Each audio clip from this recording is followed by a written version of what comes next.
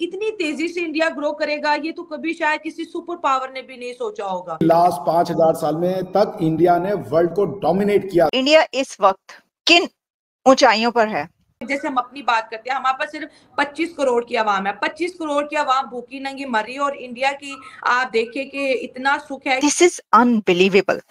ये जो एक उनका स्टाइल है। गुड इकोनॉमी तो आपको ग्लोबली चीजें आती हैं, आपके पास आती हैं, ऑब्वियसली मार्केट आपके पास आती है। इंडिया के पास नो डाउट एप्पल आया, गूगल के सीईओ वगैरह, ये सारे इंडियन, इवन इनके यूके का जो प्राइम मिनिस्टर है he is also an Indian. India के अंदर एक बहुत बड़ी डेवलपमेंट हो चुकी है। एयरबस C295 मिलिट्री एयरक्राफ्ट अब इंडिया के अंदर बनाए जाएंगे, बहुत बड़ी बात है। इतनी तेजी से इंडिया ग्रो करेगा ये तो कभी शायद किसी सुपर पावर ने भी नहीं सोचा होगा। दुनिया की पहली सिविलाइजेशन जो रिचेस्ट रही है वो भारत में। सोने की चिड़िया आप भी थी भाई, उस समय आप भी हमारा ही पार्ट थी। विलियम डैरिम्पल साहब की किताब आई है कि लास्ट 5000 साल में तक इंडिया ने वर्ल्ड को डोमिनेट किया through it's theoretical teaching, scientific advancement. और विलियम डैरिम्पल काफी रिस्पेक्टेड हिस्टोरियन है बाय द वे। तो C295 जो है ये एक एयरक्राफ्ट, मिलिट्री कैरियर एयरक्राफ्ट है जी, उसके बाद डील ये था एयरबस के साथ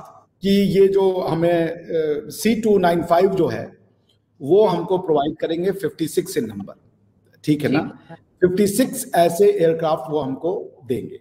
एक बार जब आप इतनी एडवांस एयरक्राफ्ट बना लेते हैं, आप टेक्नोलॉजी ट्रांसफर कर लेते हैं, फिर उसके बाद आप समझ सकती हैं कि आज से 100 साल बाद इंडिया खुद भी इस फील्ड में एडवांस्ड मिलिट्री एयरक्राफ्ट बना रहा होगा। 18,000 पार्ट्स इंडिजिनस इंडिया के डिफरेंट सिटीज से बनेंगे। और जैसे उन्होंने कहा कि अभी भी one of the largest country है जो कि जो पार्ट्स हैं और ये एक्सपोर्ट भी करता है।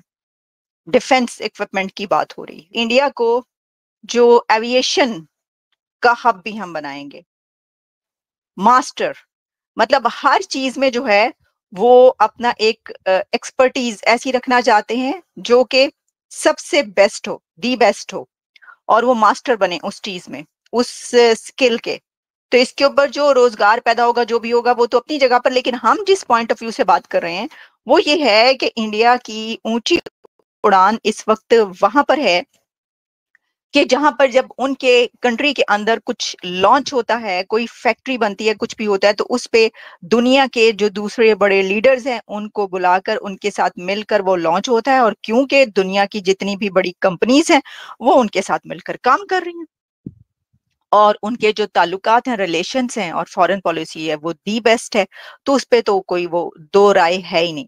लेकिन इससे ये पता चलता है कि इस उसमें भी वो उसको इंडिया को हब बनाने जा रहे हैं, जहां वो कहते हैं कि सेमीकंडक्टर्स का हब बनाना है इंडिया को, वो बना रहे हैं। वहीं एविएशन का हब, फिर जो इंफ्रास्ट्रक्चर का जो इस वक्त बहुत स्पीडीली वहां पर काम हो रहा है उसका, और जितने भी सेक्टर्स हैं, स्पेस सेक्टर आप देख लें, जो भी, उस सब में वो कह रहे हैं कि भारत को उसका हब बनाना है।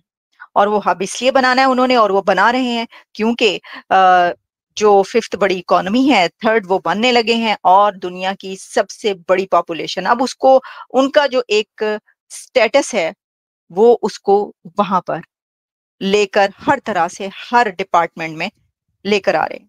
तो ये देख लें आप कहां पर पहुंच गए इंडिया, ये देख लें आप। अब बाकी हमसाए जो हैं वो भी देख लें कि कहां पर हैं, उनके हमसाए कहां पर हैं और वो कहां पर है। Made in India, made in India. और इंडिया ने ये प्रूव किया, जितनी मैन्युफैक्चरिंग आप देखिए तेजी से इंडिया के अंदर बढ़ी। फिर मेड इन इंडिया से ये जो स्लोगन है थोड़ा चेंज हुआ, made in India is to make for the world, कि अब दुनिया के लिए भी इंडिया जो है बनाने के लिए तैयार है। अब इंडिया की जो सर्विसेज है वो इंडिया के लिए सिर्फ नहीं है, वो पूरे दुनिया के लिए है। स्पेन के पीएम को गुजरात के अंदर जो है रोड शो कराया जाता है, मतलब कि इंडिया दुनिया को दिखाना चाहता है कि यहाँ पर आप इजीली वॉक कर सकते हो। इंडिया एक नॉर्मल कंट्री है इन्वेस्टमेंट्स के लिए, इन्वेस्टर्स के लिए। लेकिन अगर पाकिस्तान की अगर बात कर ले तो यहाँ पर 2 लोग अगर आते हैं, इवन दो वो प्राइम मिनिस्टर नहीं होते, प्रेसिडेंट नहीं होते, वो सिर्फ ब्यूरोक्रेसी के 2 बंदे होते हैं, पूरा का पूरा कैपिटल सिटी जो है उसको जो है कर्फ्यू में तब्दील कर दिया जाता है।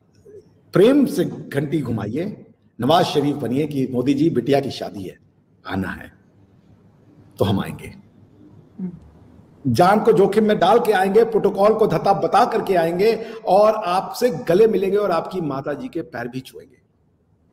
लेकिन आप एटम बम की धमकी दे करके और ये 4 गुंडों को आतंकवादी के फॉर्म में और AK-47 भेज करके और बुलेट भेज करके मरवाने के दम से आप बोलोगे कि आओ मेरे साथ टेबल पे बैठो, 1000 साल आपके पास आतंकवादी कम पड़ जाएंगे, भारत नहीं आएगा आपसे बात करने।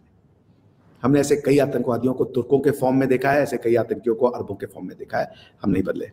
कि जब फ्रांस के लीडर भी इंडिया जाते हैं तो उनका भी रोड शो के थ्रू ही वेलकम किया जाता है, और रोड शो में फिर हम देखते हैं कि वो मोदी साहब के साथ खड़े होकर मैक्रोन साहब, और वो हाथ हिला रहे होते हैं सबको, और रोड के दोनों तरफ hundreds of thousands of people Indians खड़े होते हैं, उनको वेलकम कर रहे होते हैं। This is unbelievable. ये जो एक उनका स्टाइल है और एक जो करिश्मा है, ये लीडर्स को बाहर से आने वालों को इस तरीके से वेलकम करना, और ये एक चीज ये दिखाता है, ये इंडिकेशन है कि कितना प्रॉस्पेरस कंट्री है, कितना सेफ पीसफुल और एनवायरनमेंट है, कि बड़े से बड़ा लीडर आकर वो सड़कों पर उसका रोड शो हो रहा होता है।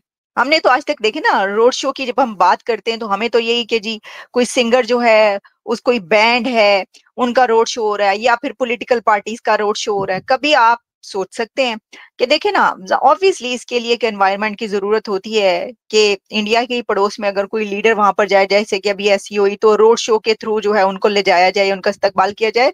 ये पॉसिबिलिटी नहीं है, जैसा मैंने कहा, इसके लिए खास एनवायरनमेंट की जरूरत होती है। पिछले कुछ दिनों से भारत के अंदर वर्ल्ड लीडर्स का आना जाना बहुत ही तेज़ी से बढ़ गया है, और उसका रीज़न ये है कि आज जी पॉलिटिकली भारत सेंटर लगता है पूरे वर्ल्ड का, क्योंकि इंडो पैसिफिक के चलते यूरोपियन और अमेरिकन्स का पूरा ध्यान भारत के ऊपर है। वहीं चाइना और रशिया जैसे देशों का भी ध्यान भारत के ऊपर ही है, क्योंकि वो चाहते हैं कि वो उनकी साइड आए, और इस समय भारत ही किंग मेकर है। जिस साइड भारत जाएगा वो साइड ही जीत जाएगी। इस बीच जो सबसे बड़ी डेवलपमेंट हुई, स्पेनिश प्रेसिडेंट भारत आए और इस दौरान उन्होंने C-295 मिलिट्री एयरक्राफ्ट जो मैन्युफैक्चर होने हैं इंडिया में, इसकी डील करी, और ये बहुत बड़ी डील थी जिससे ग्लोबल न्यूज़ बनाई।